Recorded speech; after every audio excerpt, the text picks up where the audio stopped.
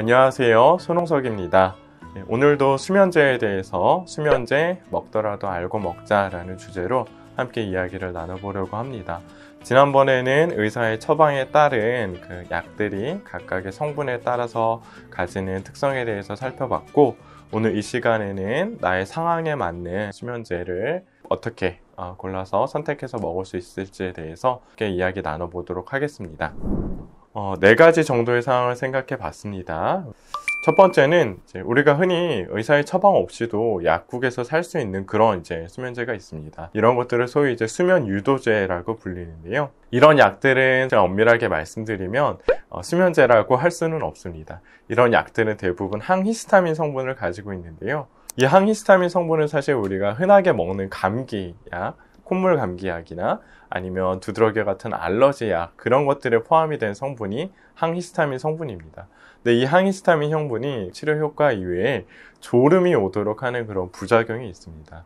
더 바꿔서 말하면 이런 수면 유도제들은 부작용을 이용해서 수면을 유도하는 것에 불과하다는 것이죠. 이런 약들의 불면증 치료 효과는 사실 의학적인 근거가 충분하지는 않고요. 그렇기 때문에 이런 수면 유도제를 자주 사서 먹을 정도의 불면 증상이 있는 경우는 계속해서 이런 약들을 사서 드시는 것보다는 정확하게 진료를 받으시고 불면증에 대한 비약물적인 치료 혹은 필요하다면 수면제를 처방을 받아서 드시는 것이 낫다라고 말씀드릴 수 있겠습니다. 두 번째는 수면제 종류들 중에서도 내성 혹은 의존성이 생기는 수면제들과 그렇지 않은 수면제들이 있습니다. 지난 시간 말씀드렸던 4가지 성분 가운데서 Z약물이라고 불리는 수면제들, 그리고 안정제와 같은 약들은 내성, 의존성, 반동성 불면증, 금단 증상 같은 것들이 생길 수 있습니다. 내성이라는 것은 쉽게 말해서 처음에는 충분하던 효과가 점차 떨어지면서 필요한 약의 용량이 점차 늘어나게 되는 것입니다. 처음에는 한 알만 먹고도 충분히 잠이 들었는데 계속해서 먹다 보면은 한 알로는 잠이 들지 않아서 2알을 먹게 되고 다른 종류의 약을 추가해야 되고, 이런 상황이 내성이 생겼다라고 볼 수 있습니다. 두 번째로 의존 혹은 의존성이라는 것은 자꾸 이렇게 습관적으로 수면제를 찾게 되면서 이제는 수면제를 먹지 않으면 잠이 오지 않는 상태, 그래서 수면제를 먹지 않았을 때 불안이 동반되기도 하고 반드시 자꾸 더 수면제에 의존하게 되는 그런 상태를 말씀드릴 수 있겠습니다. 따라서 장기간 동안 이런 수면제 혹은 안정제를 복용한다는 것은 이런 내성과 의존성의 위험성이 있기 때문에 반드시 정해진 용량 안에서만, 그리고 짧은 기간으로만 드셔야 하는 것을 명심하실 필요가 있겠습니다. 반면에 항우울제 성분이나 멜라토닌 제제 같은 경우는 이런 위험성이 상대적으로 적거나 거의 없는 것으로 알고 계시면 되겠습니다. 세 번째로는 다른 정신과적인 질환이나 혹은 다른 수면 질환이 함께 있는 경우를 생각해 볼 수 있겠습니다. 보고 계신 그림은 불면이라는 문제가 우울 그리고 불안과 같은 문제와 얼마나 밀접한 관련이 있고 서로 악 영향을 줄 수 있는지를 보여주는 그런 표입니다. 불면이 있을 때 그렇지 않은 경우에 비해서 우울이 생길 가능성이 3배 이상으로 높고, 또 불안이 생길 가능성은 2배 이상으로 높고, 반대로 우울이 있을 경우에 불면이 생길 가능성 혹은 불안이 있을 경우에 불면이 생길 가능성은 상대적으로 훨씬 더 높다는 것이죠. 그래서 이처럼 불면과 우울, 불안은 밀접한 관계가 있습니다. 이런 경우에 불면 증상이 다른 정신과적인 질환, 예컨대 우울증, 많은 종류의 불안장애의 가장 대표적인 증상으로 있을 수 있다는 것이고, 반대로 불면증 자체가 워낙 힘들고 또 괴롭기 때문에 오랜 기간의 불면증에 의해서 2차적으로 우울증이 발병하는 경우도 굉장히 흔합니다. 서로 악영향을 끼친다는 것을 고려할 때에는 2가지가 같이 있는 경우에는 2가지 모두에 대해서 치료가 필요하겠죠. 그래서 이런 경우는 각 상황에 따라서 항우울제나 혹은 항불안제가 불면증에 대해서도 1차적인 약제로 선택이 될 수가 있는 것입니다.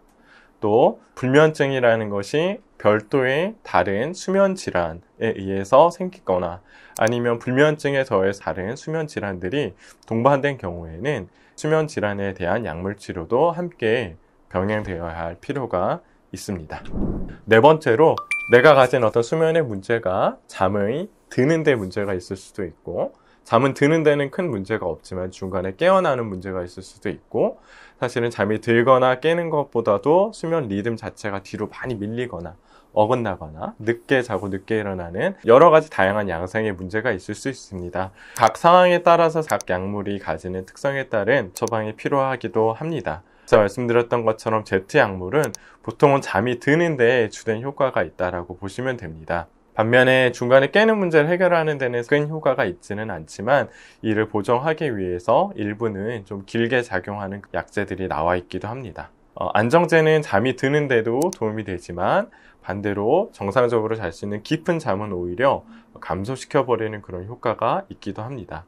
안정제에도 여러 가지 지속 시간이 다양한 것들이 있는데 내가 가진 수면 문제의 특성을 고려하여서 안정제를 먹더라도 어떤 약을 먹을지를 선택할 필요가 있겠죠.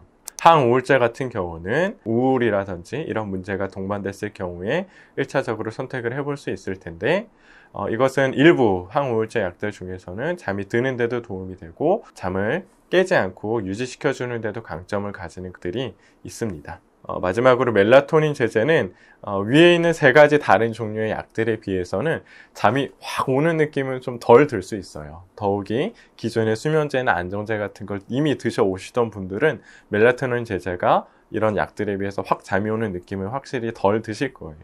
그렇지만 이것이 가지는 강점은 수면 리듬이 어긋나 있는 상태를 다시 제자리로 잡아주는데, 혹은 우리가 일상적으로 접하게 되는 시차 적응에 어려움을 겪는 경우에는 단기간 이렇게 멜라토닌 제제를 복용하는 것이 특별히 더 도움이 될 수가 있겠습니다.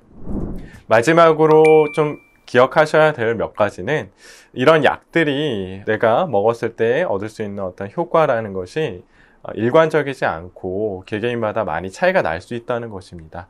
따라서 약의 어떤 일반적인 특성, 그리고 내가 가진 수면 문제의 특성에 따라서 조율과 적응의 과정이 필요할 수 있다는 것을 좀 기억해 두셨으면 좋겠습니다.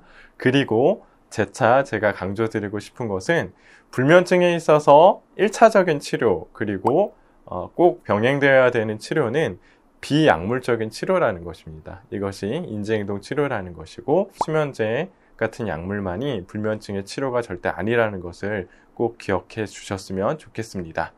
그럼에도 불가피하게 수면제를 먹어야 하는 경우에는 의사의 처방에 따라서 적은 용량으로 짧은 기간 동안만 드셔야 한다는 것을 또한 꼭 기억해 주시기 바랍니다. 감사합니다.